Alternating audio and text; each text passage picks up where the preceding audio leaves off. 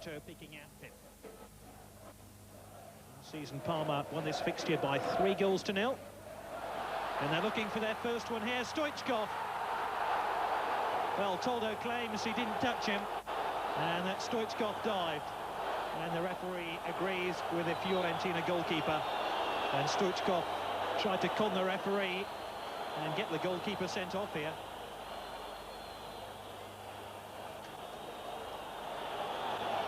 I wonder what Nevio Scala thought of that.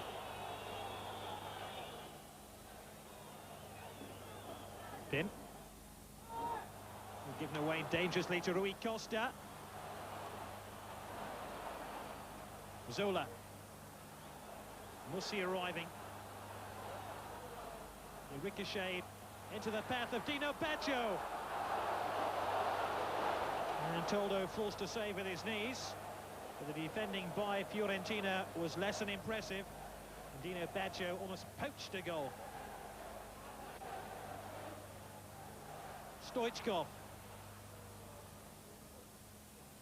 Crippa. And Fiorentina give it back to Parma. And this is Dino Baggio. Just the wrong side of the upright. Dino Baggio has only scored once this season. It was a wild strike on goal.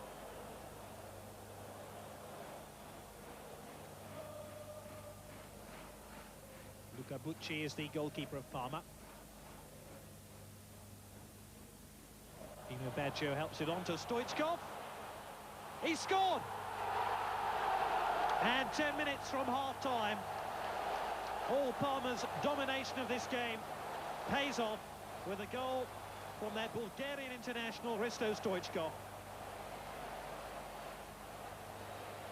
He scored on his Serie A debut away to Atalanta. That's his first home goal.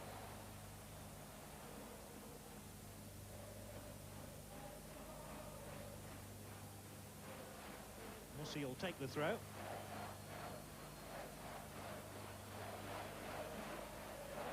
Stoichkov helped it back to Mussi. Zola's waiting in the middle. So too is Crippa. What a goal for Parma.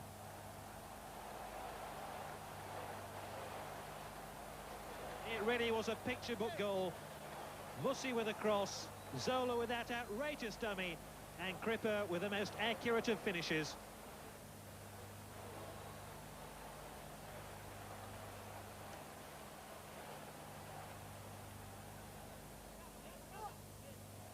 Surely a foul on the substitute, De Chiara.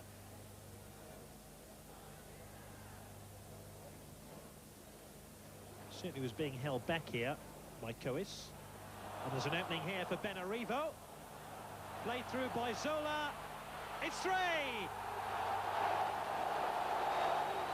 Benarivo surely takes the game beyond Fiorentina and secures 3 points for Parma. Wonderful interchange of passes with Gianfranco Zola. Benarivo was through, and Benarivo scores.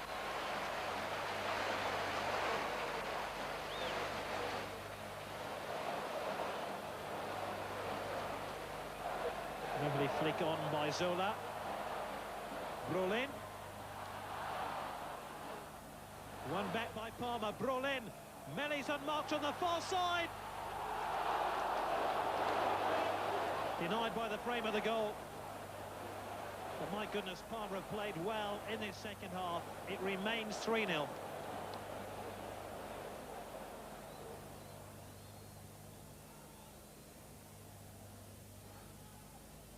Fernando Couto with that positive header. Sensini, Melli. Is this his goal now? No, denied by Toldo. He certainly deserved one. He's worked hard enough since coming on as a substitute. He was clear of the Fiorentina defence, not clear of the giant Toldo. It's Parma's last chance to claim a 4th goal. They'll have to make do with 3, but they'll be delighted to be back on track, winning this game by 3-0. So Parma bounced back that victory. Elsewhere, the big game of the day was the evening clash as leaders Juventus visited Cagliari and their former coach Giovanni Trapattoni. Meanwhile, Milan played host to Atalanta and Sampdoria visited Torino. But we start our roundup with Roma's crucial visit to Cremona. In Cremona, Roma were looking for their first win of the season. De Biagio almost provided them with the opening goal. Cremonese's goalkeeper Turci was kept busy. He pulled off a marvellous save from Capioli, who scored twice in this fixture last season. That game ended 5-2 to Roma, but this time they found it difficult to get past Turci. He managed to deny De Biagio and Totti. Cremonese's best effort in the first half came via Tentoni, who still hasn't found the target in this campaign. Roma kept up the pressure at the other end. Carboni picked out Totti. Well, Feely should have done better here. Much better. Cremonese's single league victory at home to Roma came way back in 1930. Better finishing from Floriancic might have earned the Minnows another famous victory. Roma were without Balbo and started with Fonseca and Moriero on the bench. After yet another outstanding save from Turci, the two substitutes each made a contribution to this fixture. Roma finally scored from Fonseca's free kick. The ball went in off Tentoni. And here's Moriero. The winger's dive resulted in his second yellow card and a sending off 11 minutes after coming on. Shortly afterwards, Cremonese also went down to 10 men. Tentoni received a red card following his reckless challenge on Statuto. There was still time for another dismissal. It seemed the homeboys took a dislike to Statuto. This time it was Gian De Baggi who received his marching orders from the referee. So did Roma's coach Carlo Mazzoni. But Roma won the war and all 3 points.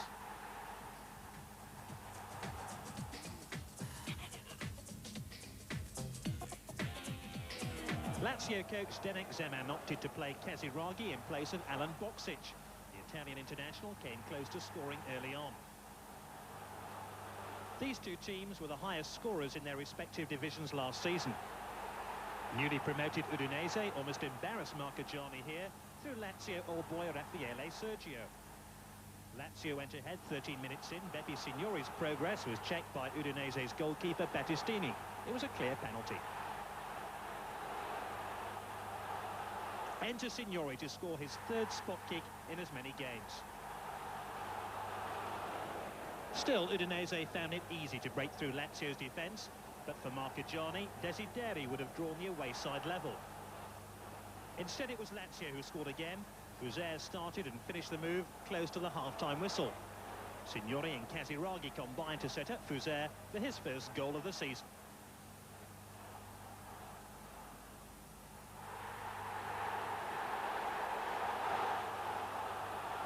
A week earlier, Lazio overturned a 2-goal deficit in their 3-3 draw at Bari. This time, they were on the receiving end of a dramatic comeback. Hellweg began Udinese's revival 18 minutes from full time. After Casiraghi had been sent off, the equaliser arrived with just 2 minutes remaining. Oliver Bierhoff boosted his chances of a call-up for the German national team with his 4th Serie A goal of the season to make it 2-2.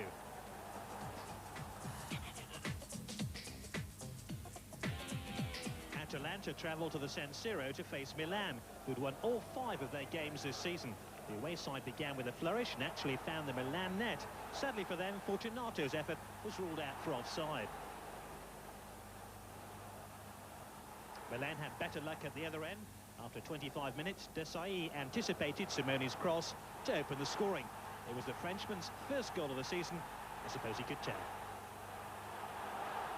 Desai is more renowned for his aggressive play. Even the referees are no longer safe in Serie A as Roberto Bettin endeavoured to keep up with play. Atalanta took no notice. Fortunato went close again for the away side.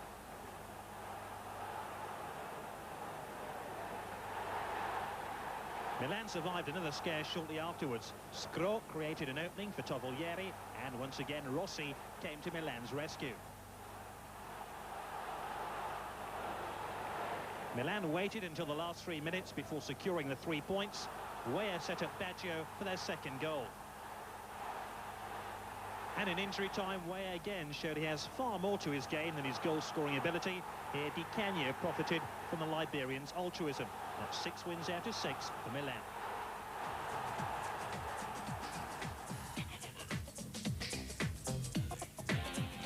These two teams produce the highest score in week 4. Bari currently boasts the top flight's highest scorer, Igor Proti. He could have added to the 5 goals he's already claimed this season. The opening set the pattern for the rest of the game. Capture was denied by Fontana in a match filled with goal-scoring opportunities. The Bari goalkeeper then excelled after 2 more attempts from Capture before he denied Di Francesco.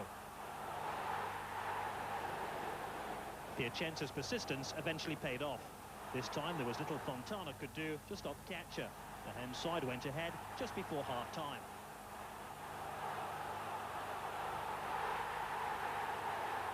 Capture scored his second of the game 3 minutes after the restart as Piacenza doubled their advantage.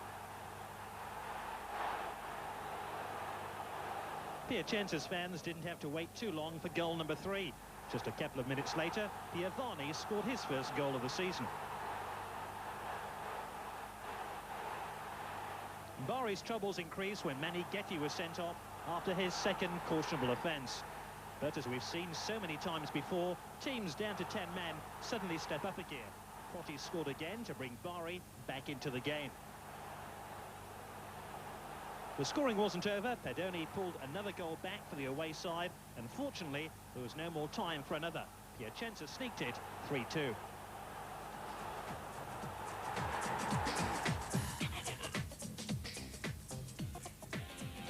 Sampdoria's new signing, Filippo Maniero, has yet to find a target since his summer move from Padova. The first half against Torino, the young striker missed 2 opportunities to open his account for his new club.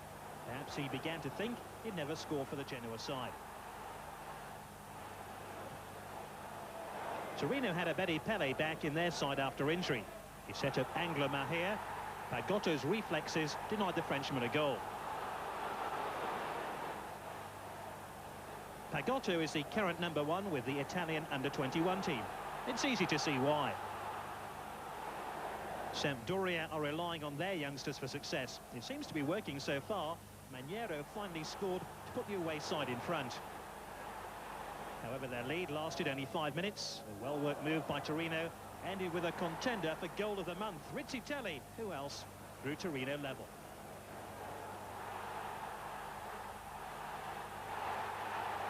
Rizzitelli was later forced to leave the field through injury. His replacement, Dionigi, came mighty close to finding the winner. Sampdoria remain unbeaten.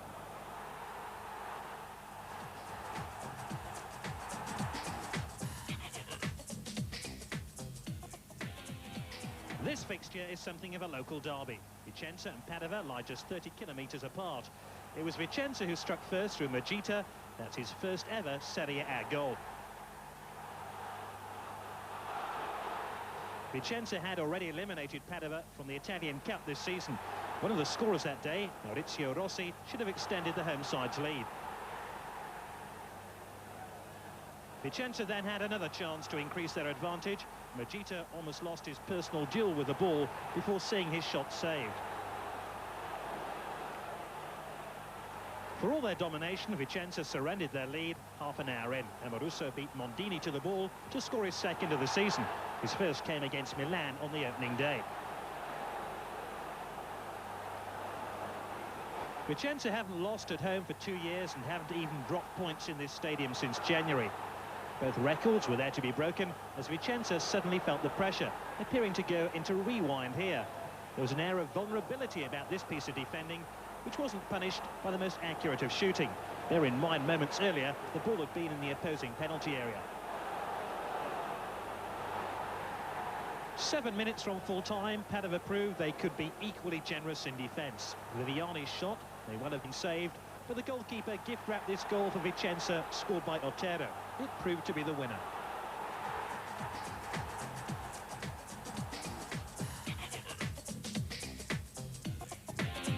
Giovanni Trapattoni's Cagliari played host to his big love Juventus in Sunday night's live TV game. Cagliari are yet to win a game and might have taken the lead from the flying Dario Silva. Juve have a 100% record going into this match, and Gianluca Vialli drew a save from Fiori here. Fiori's reluctance to hang on to the ball was in evidence shortly afterwards as he repelled Perini's header. But the save of the match was reserved for the dying moments when Padovano was denied what would have proved to be the winning goal.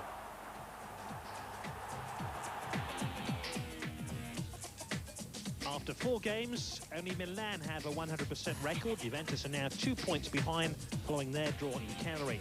Napoli have maintained their positive start and are now level with the champions, who, incidentally, they face in Turin next Sunday. Inter's disappointing defeat in Naples means they've now slipped into the wrong end of the league table. Inter are one of 4 clubs on 4 points. Cagliari's first point of the season sees them move off the bottom. Sardinians are replaced by Cremonese. Well, there's no stopping Igor Proti at the moment. The Bari striker's 6th goal in 4 games keeps him 2 ahead of Beppe Signori and Oliver Bierhoff at the top of the scorers charts. Half a dozen players are 1 goal further adrift. And that's it for this week. We leave you with the only team with a 100% record in Serie A, Milan. 3-0 winners against Atalanta in week 4.